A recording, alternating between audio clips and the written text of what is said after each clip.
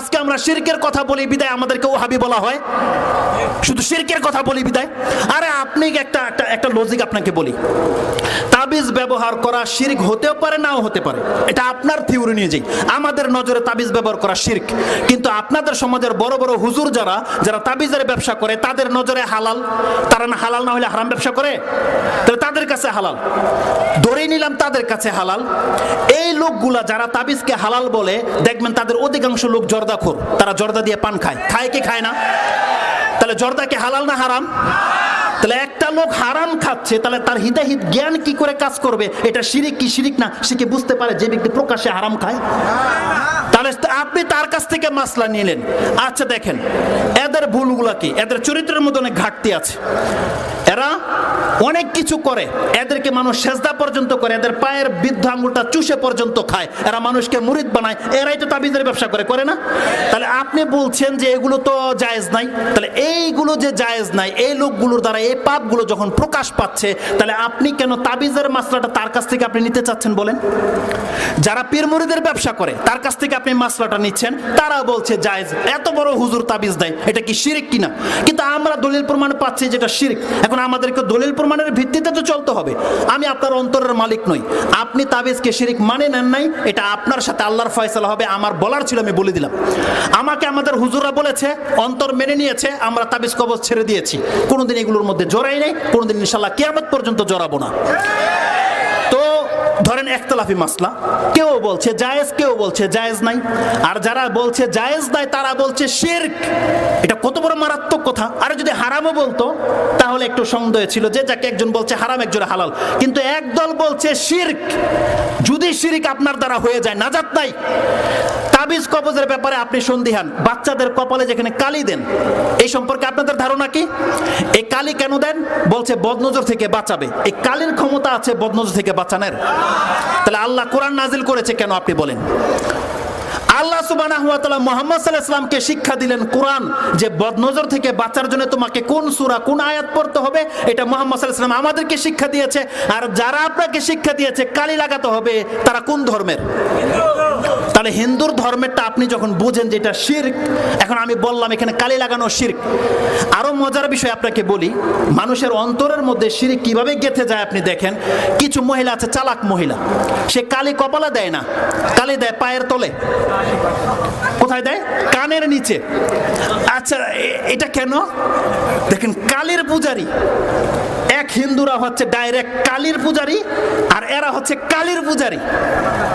তারা মনে করে যে এই পায়ের তলের কালি তাকে উদ্ধার করবে। আর সে বোকা ভুলে গেছে যে শয়তান যে তাকে ডিস্টার্ব করতে, কালি দেওয়ার কারণে শয়তান দেখছে তা আমার দলের লোক ডিস্টার্ব করে না, কিন্তু এই মহিলা ভেবে বসে আছে যে কালী তাকে উদ্ধার করেছে। আর আল্লাহ সুবহানাহু ওয়া তাআলা এত সুন্দর করে আপনার চেহারাটাকে বানিয়েছে, যে আল্লাহ এখানে আপনাকে ভুরু দিয়েছে, সেই আল্লাহ এই জায়গাটা কালা করে দিতে পারতো না? আপনাকে বলেছে আল্লাহ কালা করতে, বদনজর থেকে বাঁচাতে। সুবহানাল্লাহ। মুসলিমদেরকে স্পর্শ করবে শয়তানের এমন কোনো ক্ষমতা আছে? কিন্তু আমরা মুসলিম হলে আমাদের এগুলোর প্রয়োজন ছিল না। আল্লাহ কি বলেছেন? লাইসা লাকা আলাইহিম বিসুলতান ইন্না ইবাদি লাইসা লাকা আলাইহিম বিসুলতান। আল্লাহ বলছেন আমার যারা বান্দা হবে শয়তান, তার উপরে তোর কোনো প্রভাব খাটবে না। এই জন্য দেখেন যারা আল্লাহর বান্দা তাদের বাচ্চা কালি মুক্ত, তাদের বাচ্চা তাবিজ মুক্ত, তাদের বাচ্চা ওই যে কায়তন যেটা এই সুতা মুক্ত, কারণ তারা আল্লাহর বান্দা, তারা আল্লাহর ভরসায় চলে। আল্লাহ সুবহানাহু ওয়া তাআলা বলছেন এই শিরকি কথা যারা বলি, ওই কথাটাকে আমি ক্লিয়ার করে দিই। তাহলে আমরা তাবিজের কথা বলছি, আপনি বলছেন এ ওহাবি, এ নবীর শত্রু, এ মুখ তুমুক, এ আরব দেশ থেকে এসেছে, সৌদি আরবের ধর্ম প্রচার করতে চায়, এগুলো বলছেন। আমি সাধারণ মানুষদেরকে বলছি আপনারা ধোঁকা খাবেন না। আপনার হুজুর বলছে জায়েজ, আর আমরা আমাদের হুজুররা বলছে এটা হারাম, শিরক। যদি সত্যি সত্যি এটা শিরক হয়, আপনি জানেন এটার রেজাল্টটা কি হবে? জানেন আপনার রেজাল্টটা কি হবে? সেখানে কেউ আপনাকে উদ্ধার করতে পারবে? তাহলে যদি বাঁচতে চান এই দুনিয়াতে আপনাকে বেঁচে দেখাতে হবে। যখন যেহেতু সন্দিহান বিষয়, তাহলে আপনি সন্দিহান থেকে বেঁচে গেলেই তো হয়ে যায়। এখানে দলাদলির কি আছে বলেন? এখানে দলাদলির কি আছে? আপনি হক কথাটাকে যদি মেনে নিতে চান, আপনাকে এক ভাই বলছে ভাই ওদিকে যেন না, মারপিট হচ্ছে, গোলাগুলি হচ্ছে, আরেক ভাই বলছে কিছু হবে না, যান, আপনার কিছু হবে না। তাহলে আপনি যদি বাঁচতে চান, তাহলে আপনার এই পথ দিয়ে না যাওয়াটাই তো উচিত ছিল, উচিত ছিল না? রাসূল সাল্লাল্লাহু একটা হাদিসে ক্লিয়ারলি বলে দিয়েছে, কি বলেছেন? আল হালালু বাইয়িনুন ওয়াল হারামু বাইয়িনুন। এটা বুখারীর 50 নম্বর হাদিস, আপনি খুঁজেন পেয়ে যাবেন।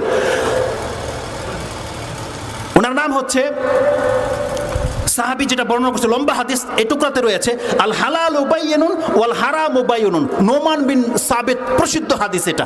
তিনি বলছেন ওয়া বাইনাহুমা মুশতাবিহাত লা ইয়ালামু কাসীর, ওয়া বাইনাহুমা মুশতাবিহাত লা ইয়ালামু কাসীরুম মিনান নাস। অধিকাংশ মানুষ জানে না এগুলো হালাল না হারাম, অধিকাংশ মানুষ জানে না। তার মানে কিছু মানুষ তো জানে এগুলো হারাম। রাসূল সাল্লাল্লাহু আলাইহি ওয়াসাল্লাম বলছেন সিচুয়েশন যখন এমন পর্যায়ে পৌঁছে যাবে, ফামান ইত্তাকা শুবহাত, যেই ব্যক্তি এই সন্দিহান বিষয় থেকে বেঁচে গেল, ইস্তাবরা আলি দীনিহি ওয়া ইরদিহি, সেই ব্যক্তি তার ঈমানকে এবং তার সম্মানকে বাঁচিয়ে নিল। তার মানে যখন তাবিজের ব্যাপারে সন্দিহান দুইটা গ্রুপ হয়ে গেছে, আপনি তা থেকে মুক্ত থাকেন, আপনি নিরাপত্তা পেয়ে যাবেন। তাবিজ ব্যবহার করা যাবে না এই কথা বললে আমার কি ফায়দা? আমার পকেটে 5 টাকা ঢুকবে, কিন্তু আমি তাবিজ দিলে আমার পকেটে 5 টাকা ঢুকবে। তাহলে আমার কি ফায়দা আমি আপনাকে নিষেধ করার কারণে? বলেন, আমি দলিল প্রমাণ তেমন পাচ্ছি সেজন্য আপনাদেরকে বলছি।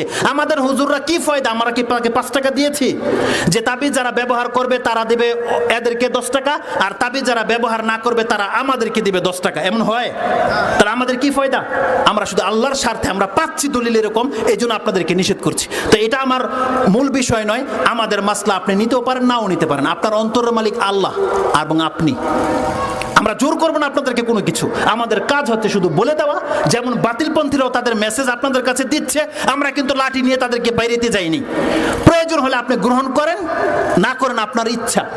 দুইটা দল জমিনে কাজ করছে, একটা মানুষ আল্লাহর দিকে ডাকছে, আর একটা মানুষ আল্লাহর নাম করে অন্য দিকে ডাকছে, কিন্তু আপনি বুঝতে পারছেন না। আপনাকে বুঝতে হবে কাদের কথাগুলো কোরআন ভিত্তিক, আপনাকে বুঝতে হবে। এই জাস্টিফাই আপনাকে করতে হবে। আল্লাহ আপনাকে বিবেক দিয়েছে। আল্লাহ যেন আমাদেরকে বোঝার তৌফিক দান করে।